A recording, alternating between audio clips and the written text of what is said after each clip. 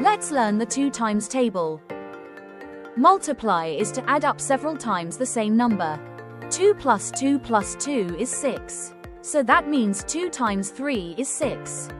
Let's start. 2 times 1 is 2. 2 times 2 is 4. 2 times 3 is 6. 2 times 4 is 8.